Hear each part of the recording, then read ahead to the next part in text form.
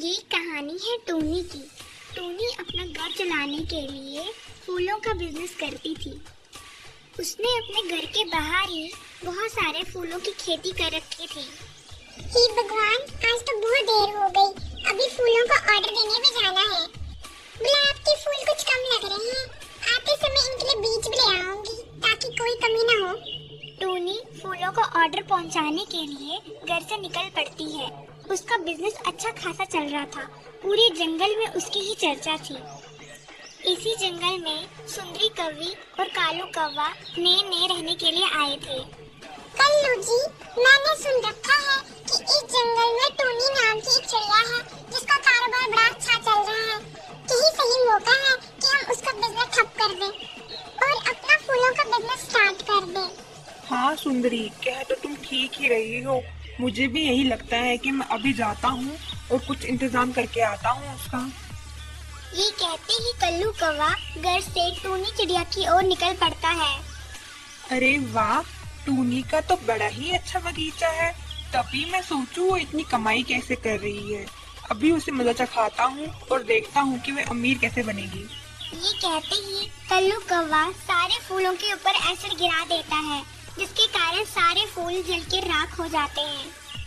टूनी जब बाजार से वापस आती है तो अपने फूलों की ऐसा हाल देख के हैरान हो जाती है।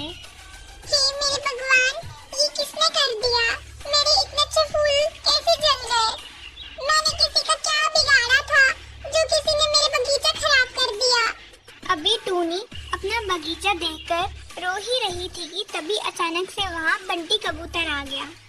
क्या हुआ टूनी बहन, आप क्यों रो रही हो?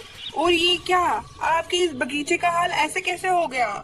क्या बताऊं बंटी भैया, किसी ने मेरा बगीचा ही खराब कर दिया। मैं बाजार तक गई थी तो वापस लौट के आई तो देखा यहाँ सब जल के राख हो चुका था। टूनी बहन, ये शरारत मुझे उस कल्लू कौवे की लग रही है, क्योंकि उसी का पंख यहाँ गिरा हुआ है और वही नए नए इस जंगल में रहने के लिए आए हैं। बंटी भैया, अब मैं क्या करूँगी? मेरी कमाई का एकमात्र सहारा बस यही था, अब वो भी छिन गया है। मैंने उनका क्या बिगाड़ा था जो उन्होंने मेरे साथ ऐसा किया? आप परेशान ना हो टूनी बहन, ये लो, मेरे पास जादुई अंडे के बीज है। ये एक रात में ही लग जाते हैं। शायद इससे आपकी कुछ मदद हो पाए। यहाँ दूसरी ओर कालू कौवा और सुंदरी कौवी बड़ी खुश हो रहे थे कि उन्होंने टूनी का बगीचा खराब कर दिया है। सुंदरी जी, अब तो आप खुश है ना? आपके कल्लू कौवे ने टूनी चिड़िया को सबक सिखा दिया है। हाँ, खुश तो मैं बहुत हूँ कल्लू जी। अब तो हमारी ही चांदी होगी। पूरे जंगल में किसकी मजाल जो हमें टक्कर दे सके। राज करेंगे हम, राज इस पूरे जंगल पे और यहाँ के सभी पक्षियों पे। मैं भी तो देखूं हमसे अमीर कौन बनता है यहाँ। टूनी ने भी यहाँ जादुई बीज बो दिए थे, जैसे कि उसे बंटी कबूतर ने बताया था। भगवान को भी उस रात कुछ और ही मंजूर था। उस रात बहुत ज्यादा वर्षा हुई। वर्षा के कारण पूरा जंगल तहस नहस हो गया। कल्लू जी, हमारी फसल ठीक तो होगी ना? इतनी बारिश में कहीं नुकसान ना हो जाए उसे। अरे सुंदरी, कितनी फिक्र करती हो? सो जाओ आराम से, कुछ नहीं होगा उसे, सुबह देख लेंगे। ये कहते ही कल्लू और सुंदरी बड़े मजे से सो जाते हैं। रात में जो तूफानी वर्षा हुई थी उसके कारण टूनी की अंडे की खेती अच्छे से बनके तैयार हो गई, जैसे कि बंटी कबूतर ने कहा था। शुक्र है भगवान का, इतनी अच्छी फसल तैयार हुई है। वरना रात की बारिश देख के मुझे तो यही लग रहा था कि सारी फसल सड़ जाएगी। वहीं दूसरी ओर जब सुबह कल्लू कौवा और सुंदरी कौवी अपने बगीचे पे जाते हैं तो वहाँ देख के हैरान हो जाते हैं। उनका पूरा बगीचा बुरी तरह से सड़ चुका था। कल्लू जी, हम बर्बाद हो गए।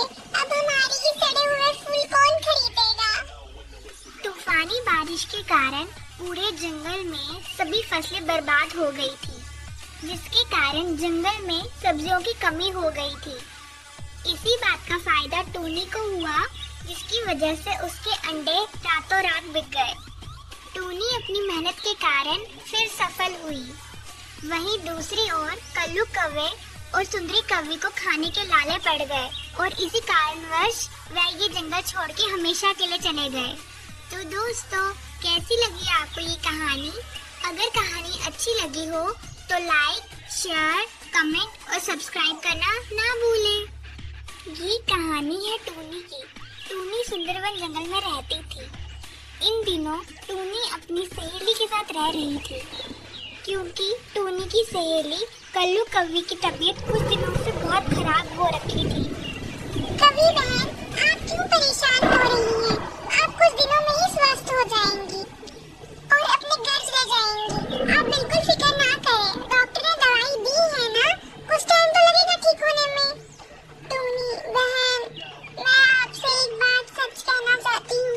मुझे नहीं लगता कि मैं बच पाऊंगी, मगर मुझे आपसे एक वादा चाहिए कि आप मेरे जाने के बाद मेरे बेटे का ध्यान रखेंगी, उसे खूब पढ़ाई की दिखाएंगी। इससे आप मेरी आखिरी ख्वाहिश समझ लीजिए। ये कहती ही कल्लू कौवी गुजर गई। आंटी आंटी, ये माँ को क्या हो गया है? माँ कुछ क्यों नहीं बोल पा ली? बेटा, माँ हम सबको छोड़ के चली गई है भगवान जी के पास, और आज से मैं ही तुम्हारी माँ हूँ। तुम मुझे आंटी नहीं माँ कह के बुलाओगे। दिन यूं ही बीतते चले जाते हैं। कवि का बेटा कल्लू अब बड़ा हो गया था। टूनी ने कल्लू को खूब पढ़ाया लिखाया और इस काबिल बनाया कि वह अब खुद काम कर सके। देखो कल्लू बेटा, मैं तुम्हें खूब पढ़ाया लिखाया और इस काबिल बनाया कि तुम अपने पैरों पर खड़े हो पाओ। अब समय आ गया है बेटा कि तुम्हें कोई अपना काम धंधा शुरू करना चाहिए। आखिर तुम घर पे भी कब तक रहोगे? पर माँ, मैं काम करूँगा भी क्या? मुझे तो कुछ समझ नहीं आ रही, मुझे तो कुछ आता भी नहीं है।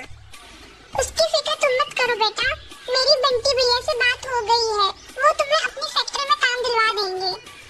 टूनी की ये बात सुनते ही कल्लू कौवे का मुंह चढ़ गया, क्योंकि वह एक नंबर का आलसी कौवा था और कोई काम नहीं करना चाहता था। अगले ही दिन से कल्लू कौवा काम के लिए घर से निकल पड़ा। हे भगवान, कितना थक गया हूँ मैं। एक तो माँ की वजह से मुझे इतना काम करना पड़ रहा है।